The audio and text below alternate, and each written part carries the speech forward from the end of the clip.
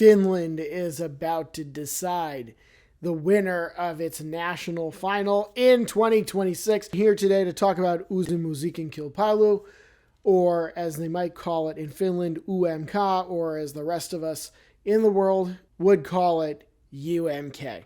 So this is Finland's national final. They've yielded some interesting results over the years, and this should be no exception.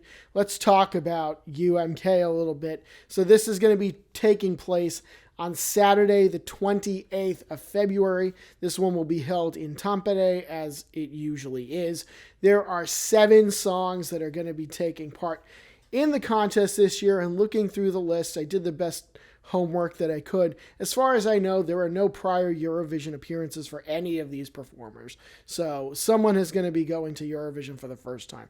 Now, in terms of how Finland did last year, Finland got screwed at Eurovision last year. I am still not over it. Erika Vikman is my queen now and forever, and I love her. And if by some chance, Erika, you ever see this, know how much I love you, and that I thought you deserved much better last year.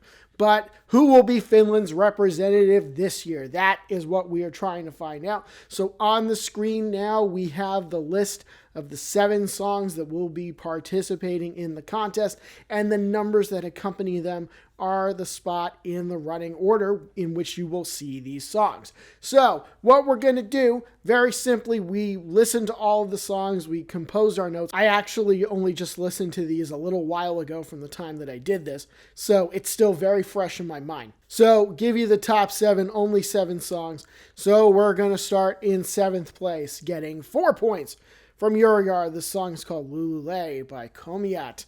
So this song, it starts out, then it takes a hard left a few seconds after it starts.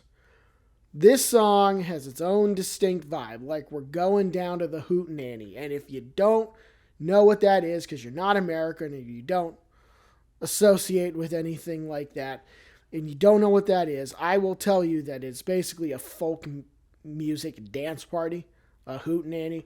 It wasn't totally folk music, but it kind of went down that road a little bit, and they definitely went in on the accordions. This song has a faster beat that I think might work at Eurovision under the right conditions. Not that I make my determinations based off of what would work at Eurovision or what wouldn't. I just evaluate whether or not the song is good. But I think this song might be a little bit more of an acquired taste. And as you will see, this is a tough competition this year. So it's going to come down to the minor details in terms of which song comes in last. So now in 6th place, getting 5 points from Eurojard. This song is called Ready to Leave by Sinikka Monte. This is a very different tone from every other song in this contest. It's the only slower ballad that you're going to hear. And even at that, it's not like it's super slow. Trust me, I've listened to a lot of Eurovision songs and a lot of national final songs over the years. I have heard super slow. This is not super slow. She does have a pretty voice. I actually rated these the highest vocals in this contest. I really want her to nail those vocals live because I think that is an asset of hers. And it's going to really have to come through in order for this song to stand out, because there are some songs in this lineup that are just going to suck all the energy out of the room. So I think she's got to go big on the vocals, and I hope she can pull it off. In 5th place, getting 6 points from Eurojard, this song is called $1 Million Smile by Edda. So she's dropping a beat in this song, and one of the first things that I thought of when I was listening to it is that I really want to hear her sing this live, because when you listen to the music video, the vocals sound like they're very produced. If she can sing it live, and she does a good job of it, then I think this has the potential to do well. I think this is the kind of song that also is going to require a big staging. Now, throughout this national final season in 2026, we have seen some national final songs this year that failed in that department, and it ended up costing them.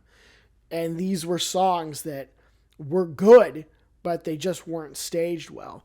Now, this song is easy to vibe to, so hopefully she comes up with a good staging and a good performance. In fourth place, getting 7 points from Euroyard, this song is called Cherry Cake by Chachi.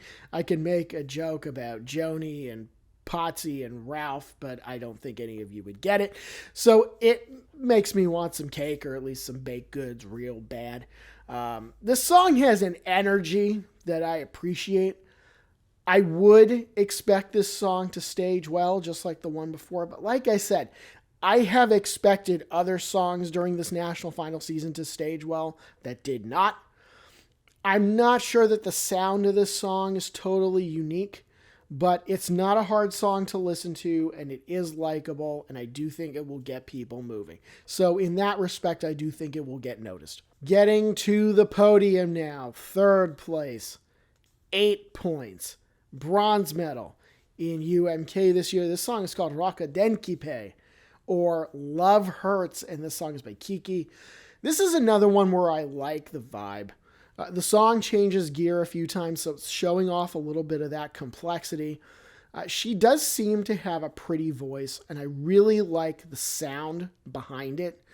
It's not the fastest song in this contest, but it does seem like it's one of the more polished entries. So as we get into the contest on the 20th of February, I'm going to be really, really interested to see how this one goes. Just 2 left. So who is second and who is first? So getting the silver medal, second place, 10 points. From Euroyard, this song is called Takatuka, or Mullet, as in the hair, Mullet, by Antti Palonen. So, yep, we got another accordion. You saw that, but throat singing? We got throat singing? Holy cow.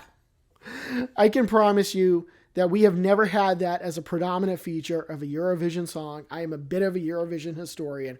I have seen every entry that you can watch over the past 70 years, and I can tell you we have never had throat singing at Eurovision. This is also one of the most Finnish-coded entries that I've heard in a while. And you might be saying, well, what the hell does that mean? Well, it's zany. It's unique. It has created its own lane. It's a little jarring to hear the throat singing, admittedly, because it's very gravelly. It's very raspy. But is he good at it? Yeah, he is. And you gotta respect it. Finland, if they do send this song, they would have a chance to do something that nobody has ever done in 70 years at Eurovision. So it presents a very interesting opportunity. And I will say, just generally speaking, it was entertaining. So that leaves just one song. First place, 12 points. Gold medal, Dusplan. From Euroyard UMK 2026, this song is called Liakin Hayton, or Flamethrower. And this is by Linda Lampenius and Pete Parkkinen. So you got good singing and you got good violin playing. So the first thing you might think of when you hear me say that is that they're trying to pull the Alexander Rybak inside straight here. But really, if you're familiar with his winning song in 2009 and then his other entry, this is nothing like his 2 Eurovision entries. Just because a song's got a violin doesn't mean that they're all going to sound the same. So this song has a serious beat, and it is kind of captivating to listen to. Now, lyrically, this song is not going to blow you away, but everything else about this number seems to work.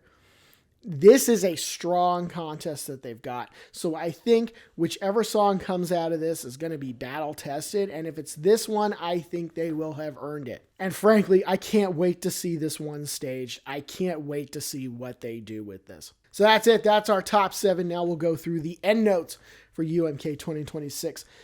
Like I said, this is a really strong contest. So on our scoring rubric, we have a 1,000 point system, which says that 500 points is an average song, at least allegedly. That's not always how it works out, but 500 points is supposed to be average. So actually this year we had not a single song under 500. I know there were only 7 of them, and if there were more, there probably would have been at least one that I really didn't like. But honestly, I didn't think there was a single below average song in this entire contest. That's how strong I think it is. Even the song that I had in last, I think is at least decent. I don't know if it's good enough to win, but I think it's at least decent. I think every single song in this contest was at least decent. And that is a very, very good place to start from. So, Finland. I don't know if they've got a Eurovision winning song here, but they do have the potential to do well in the contest if they find the right song. It seems like they got a few options here. And also just talking about how this contest was put together. Despite there only being 7 songs, I think that Finland did give us some unique entries this year. You can probably tell right off the bat which ones those are. Most of them are serving a little bit of a beat, but even though a lot of them have faster beats, they do have different characteristics to them. So I think that staging is really going to make or break these songs. We've seen it happen. National final season already this season.